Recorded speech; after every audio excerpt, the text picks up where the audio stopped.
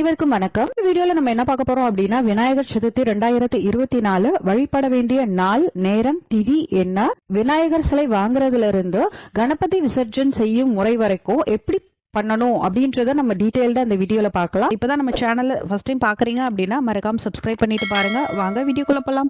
எந்த ஒரு பூஜையா இருந்தாலும் சரி, நம்ம ஃபர்ஸ்ட் நம்ம வணங்குறது விநாயகர் தான். விநாயகர் பலரோட இஷ்ட தெய்வமா இருப்பாரு. சோ விநாயகர் கோயில்ல மட்டும் இல்லாம தெருவுக்கு தெரு இருப்பாரு, முச்சந்தியில இருப்பாரு, அரச மரத்துக்கு கீழே இருப்பாரு. அவர் ரொம்ப எளிமையானவர், எல்லா இடத்துலயுமே இருந்து அருள்பாலிப்பவர். எந்த ஒரு பூஜையா இருந்தாலும் ஃபர்ஸ்ட் நம்ம விநாயகரை வழிபட்டுட்டு, குலதெய்வத்தை வழிபட்டுட்டு அதுக்கப்புறம் தான் அந்த ஸ்பெசிபிக்கான பூஜையை பண்ணுவோம். ஆனா இந்த விநாயகர் சதுர்த்தி அப்படின்றது விநாயகருக்கே நம்ம ஸ்பெஷலா பண்ற பூஜை. ஏன் எல்லா பூஜையிலுமே ஃபர்ஸ்ட் நம்ம விநாயகரை வழிபடுறோம் அப்படின்னா, நம்ம எந்த ஒரு பூஜை செஞ்சாலும் அதுல எந்த ஒரு தடை இருந்தாலும் சரி, அதை தவிடு பொடி ஆக்குபவர் யார் அப்படின்னா நம்ம விநாயகர் தான். திதிகள்ல சதுர்த்தி திதி அப்படின்னா ரொம்பவே ஸ்பெஷல். அமாவாசைக்கு அப்புறம் வர 4வது நாளும், பௌர்ணமிக்கு அப்புறம் வர 4வது நாளும் சதுர்த்தி திதி வரும்.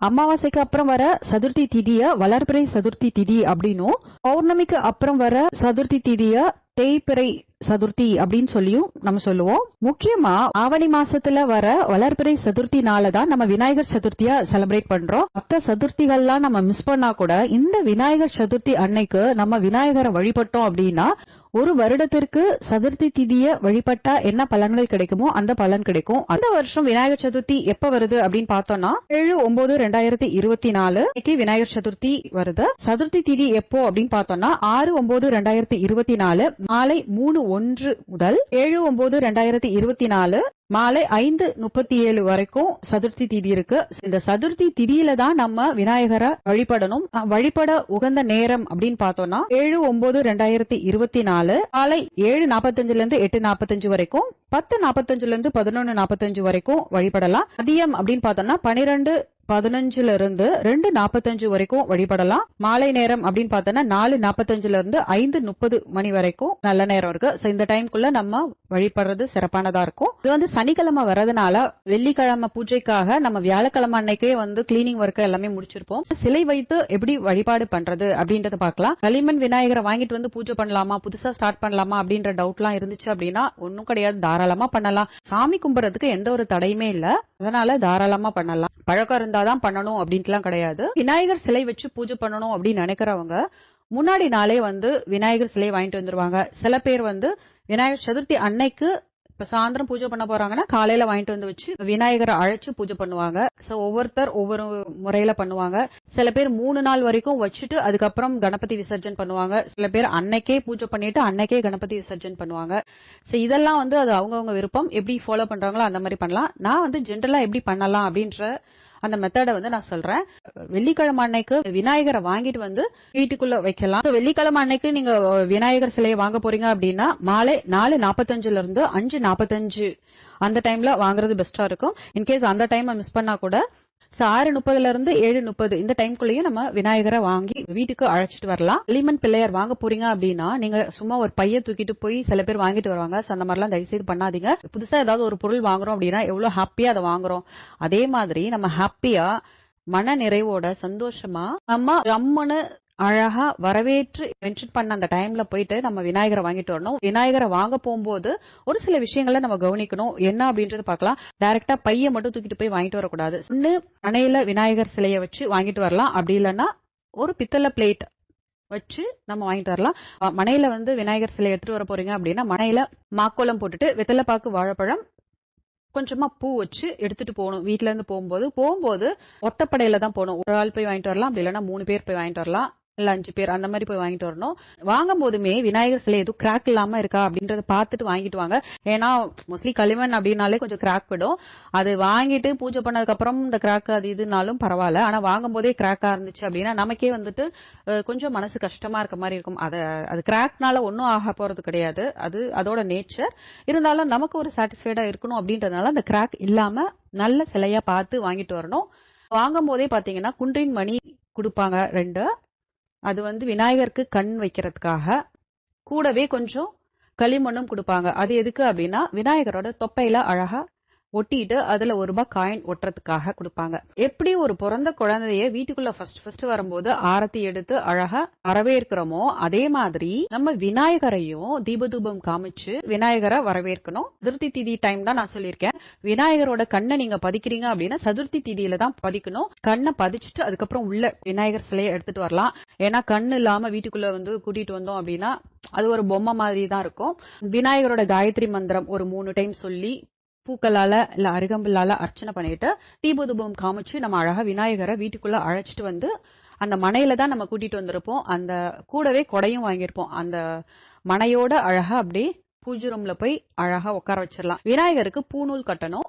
பூநூல் கட்டிட்டு அவரோட தொப்பையில காயினை ₹1 காயினை அழகா வச்சுட்டு பூஜை பண்ண ஸ்டார்ட் பண்ணிடலாம். ஸோ ஒரு கலச சொம்பு ஒன்று வைக்கணும். பித்தளை பிளேட்ல பச்சரிசி பரப்பிக்கோங்க. அதுக்கு மேல கலச சொம்பு வச்சு அதுல மஞ்சள், ஏலக்காய், பச்சை கற்பூரம், ஜவ்வாது, கொஞ்சமா பன்னீர் அது சேர்த்து அதுக்கு மேல மா இலை அப்படி இல்லைன்னா வெத்தலை சுத்தி வச்சு அதுக்கு மேல மஞ்சள் பூசிய தேங்காய் நம்ம வைக்கணும். இந்த மாதிரிதான் கலசத்தை ரெடி பண்ணும். அதுக்கு மேல சந்தன குங்குமம் வச்சுட்டு பூ சாத்திட்டு பக்கத்திலேயே ஒரு வெத்தலையில மஞ்சள் பிள்ளையார் பிடிச்சு மஞ்சள் பிள்ளையாருக்கும் குங்குமம், எருக்கம்பூ, அருகம்புல் மாலை சாத்திட்டு வெத்தலை பாக்கு வாழைப்பழம் சின்னதா ஒரு நைவேத்தியம் உங்களால என்ன செய்ய முடியுதோ நைவேத்தியம் வச்சு இல்லைன்னா பழம் வைக்கலாம், இல்ல ட்ரை ஃப்ரூட்ஸ் வைக்கலாம், அப்படி இல்லைன்னா பால்ல கல்கண்டு சேர்த்து வைக்கலாம், கல்கண்டு மட்டும் கூட வைக்கலாம். உங்களால என்ன நைவேத்தியம் வைக்க முடியுதோ அந்த நைவேத்தியம் வச்சு தீப தூபம் காமிச்சு அன்னைக்கான பூஜையை நம்ம கம்ப்ளீட் பண்ணிடணும். விநாயகருக்கு உரிய நைவேத்தியம் அப்படின்னு பார்த்தோம்னா பொரிக்கடலை, மோதகம், அப்பம், அவல், கரும்பு, சுண்டல், சுசியம், பிட்டு, தேன், தினைமாவு, பால்,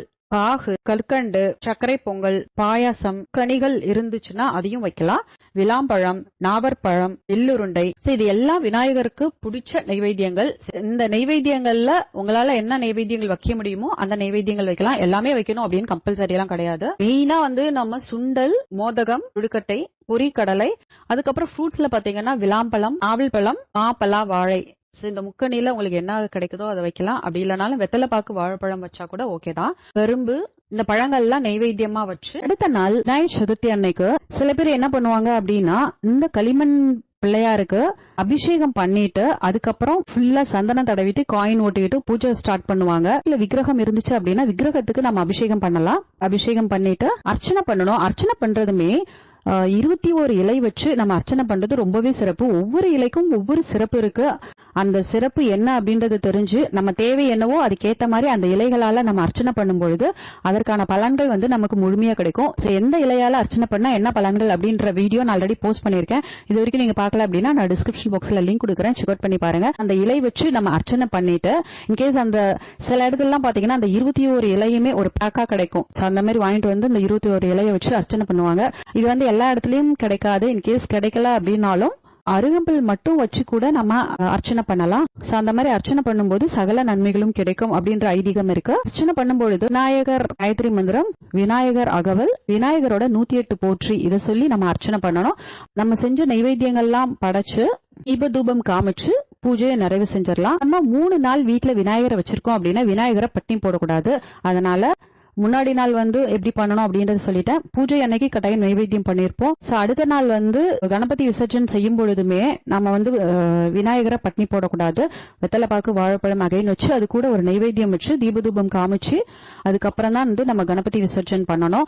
கணபதி விசர்ஜன் எப்படி பண்ணுவாங்க அப்படின்னா சில பேர் பெரிய விநாயகர் வச்சிருப்பாங்க இல்லையா, ஒவ்வொரு தெருவுலையும் சரி இல்ல ஒரு ஸ்பெசிபிக்கான ஏரியால அந்த பெரிய பெரிய விநாயகர் வச்சிருப்பாங்க. அந்த இடத்துக்கிட்ட கொண்டு போய் வீட்டுல பூஜை பண்ண விநாயகரை கொண்டு போய் வச்சிருவாங்க.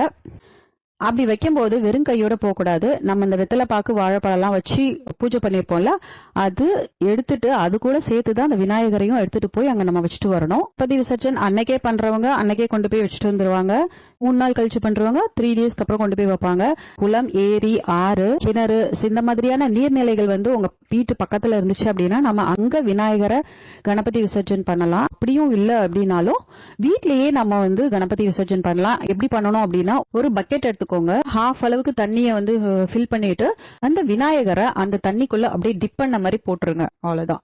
அதுல கொஞ்சமா பூவை தூவி விட்டுட்டு அப்படியே வந்துடணும். அதுல அந்த வெத்தலை பாக்கு வாழைப்பழம் அது கூட சேர்த்து போடக்கூடாது. அதெல்லாம் ஜஸ்ட் நம்ம பூஜை பண்ணிட்டு இங்க வச்சிடணும். இதுவே நம்ம விநாயகர் பக்கத்துல போய் வைக்கிறோம் அப்படிங்கும் போது அப்படி வைக்கணும். இது அந்த தண்ணிக்குள்ள போட்டீங்க அப்படின்னா அதுவே டிசால்வ் ஆயிடும். அதுக்கப்புறம் அதை செடி வைக்கிறதுக்கு நம்ம யூஸ் பண்ணிக்கலாம். விநாயகர் சதுர்த்தி இப்படிதான் நம்ம கொண்டாடணும். ஸோ கட்டாயம் உங்களுக்கு இந்த வீடியோ யூஸ்ஃபுல்லா இருந்திருக்கும் அப்படின்னு நம்புறேன். உங்களுக்கு இந்த வீடியோ பிடிச்சிருந்துச்சு அப்படின்னா லைக் பண்ணுங்க, கமெண்ட் பண்ணுங்க, உங்க ஃப்ரெண்ட்ஸோட ஷேர் பண்ணிக்கோங்க. மறக்காம நம்ம சேனலுக்கு சப்ஸ்கிரைப் பண்ணி சப்போர்ட் பண்ணுங்க. உங்களுக்கும் வாழ்க்கையில இருக்கிற தடைகள் நீங்கி வெற்றி கிட்ட விநாயகர் அருள் முழுமையாக கிடைக்க அனைவருக்கும் இனிய விநாயகர் சதுர்த்தி தின நல்வாழ்த்துக்கள். நன்றி.